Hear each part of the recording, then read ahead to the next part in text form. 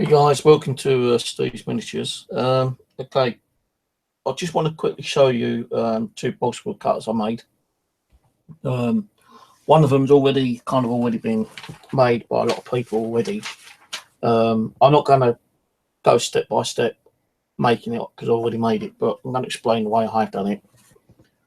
This is the first one I've made, and what I've done is I've got 3 bits of wood the same size and one large piece of wood and another piece of wood to go across. So what I've done, I've actually glued this one and this one to this board and left the middle one freely without no glue, so it can actually slide back and forwards like so. And what I've done, I've got one of these nice standing blades, and there's a centre there and the 2 bumps. So you can see what I've done is in the middle one I've actually cut out, if I can get it out, I don't know if I can get it out actually because I've got this bolted on. I've done it so I can go so far out, but what I've done, I've cut a great big groove in there and I've drilled a hole there, but I've left enough gap there. And what I've done is I've kind of like screwed it in with a nut and bolt, and I've actually super glued it there, and I've super glued the bolt underneath. And before I'd done that, I screwed it all in, and just under there, I put another screw in, another nut. So what I've done, in other words, I've put a bolt in with a nut, then to put the blade on, and put another nut on, then put the bolt in for the wood, and then I've put another nut at the bottom to secure the bolt. And then what I've done, I kind of like measured out on where I want the actual wood to lay to cut on the board. So like, when I'm cutting it that way. And then to secure that so I can keep moving around, I've actually put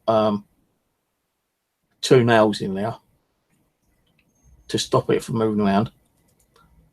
And then I'll put this on top, glued that on this bit, because otherwise it's going to not allow you to move it back and forwards. So just glue on there and there, then put that on, and then if you want, you can drill a hole and put a screw in, so when you're using it, you can screw that up so it doesn't keep moving around so much. And then what you want to do is get another piece of wood, what I've done here, and I'll put a piece there and a piece there. So what I'm doing is that when I want to cut wood, I'm not going to cut this wood because I need this bit. So when I'm going to cut wood, I'll have a vest in place, and I can just run the blade along there. It will stop about 3/4 of the way. So what you want to do is just pick it up, move the piece of wood back over, and then continue by holding down on here and continue cutting like so. So in other words, what you're doing is you're cutting along there, stops until it hits there, and then once you've done that, just try to keep it in the balsa wood itself. Just pick it up, move it along, put a firm grip on, and then continue cutting along your balsa wood. Or you could have a smaller block and have it so like you're cutting along, and once it hits the length, it should be okay that way. I done it yet because I'm still mucking around on doing different ways of doing it. Now, another quick, easy way of doing this is, I'll turn that around. What I've got is a piece of block. I've cut a line across there, like so. I've got one of those Stanley blades. I've pushed it in, tapped it in with a hammer until it's like so far down. Then I super glued it along here. And then I just put a piece of wood as like a railing. So if you want, like, you know, it depends on how wide you want your piece of balsa wood. You can actually make it a smaller gap than that. But what you can do then is just get it, and then that should be quite enough for that to go on your piece of wood. And all you got to do is slide it across like so. And then you should have a nice straight, hopefully, piece of balsa wood that way. You could actually have a runner at the back. And so it's like that. And then that way your block ain't going to keep moving about and, you know, giving you uneven cuts. Like so. Now this is going to be a lot easier, I think, to build one of these.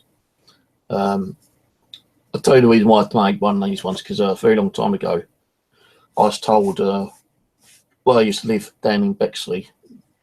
There used to be a mental asylum for the crazy people, and one of the guys escaped and hid himself in the woods, and he used to make booby traps so no one would find his camp.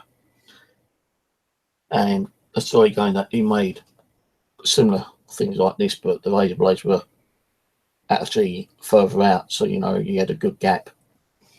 And one day he went back to his little camp and got drunk, and he set off his traps, and several of these slipped down on his ear and cut his ears open.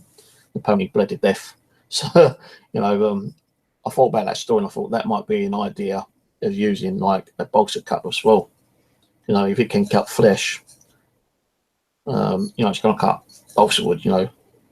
So I thought I'd make one and try it out, and it does seem to work. The only thing is I've got glue along there, so I need to get that glue off with another knife, and then that should be okay then, because like as it is with the super glue on the blade, it's going to give you that slight unevenness. So when you do it, make sure your blade is completely free of glue, and then you should be okay with it. But if you're going to make one of these, as I say, you know, 3 bits of wood, and this piece of wood here, glue 2 on there like so. Your middle one you need to leave 3, so don't put no glue on that one. And then what you do with this one is draw a hole, and then you cut like the lever, the gap inside. Then you kind of screw that blade through there. So actually I've got 3 nuts on here. One there, then I'll put the blade on, then I'll put another nut on it, then I'll thread the bolt through, then I'll put another one inside and tighten it up. But it did still move around a little bit, so what I've done after putting this bit on, I screwed a hole in and I put a bolt there to, you know, I can screw it up so it doesn't move as much. And then after I'll put these 2 kind of like little nails in. Now if it ain't deep enough, because I'm using balsa wood, you can actually pull these nails out and then just like move that blade down a little bit, then put the nails back in again. So yeah, that's how I've done it. It took me about 10 minutes to do that one, about 4 minutes to do that one.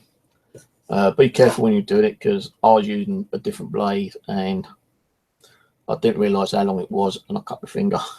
So you know, when you're doing it, if you're under the age of 16, I would ask you to ask your parents to do it.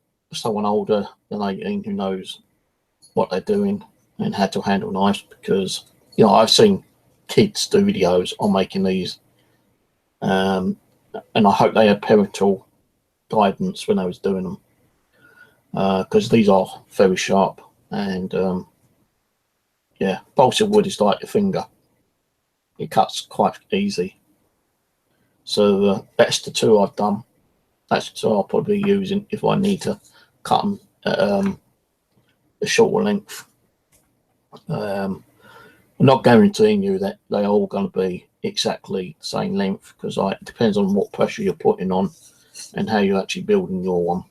You can actually see several different people making several different makes of these, and this is just the one I made myself by copying a little bit of the idea that someone else made. So credits to those people who made this, and I've kind of like copied the idea, but kind of like modified it itself. And no one actually mentioned that you could make a little board with like a little runner, because I think with this it's going to be a lot easier, unless you're actually running, you know what you're doing. But with this, you can put this down on the runner like so. You could even tack it on a piece of extra MDF or balsa piece of wood, tack it in so it's not actually moving around. But I decided that what I'm going to do is put that there. So I've got a bit of leather there, and this is balsa wood and a leather there, and when I'm actually pushing it down,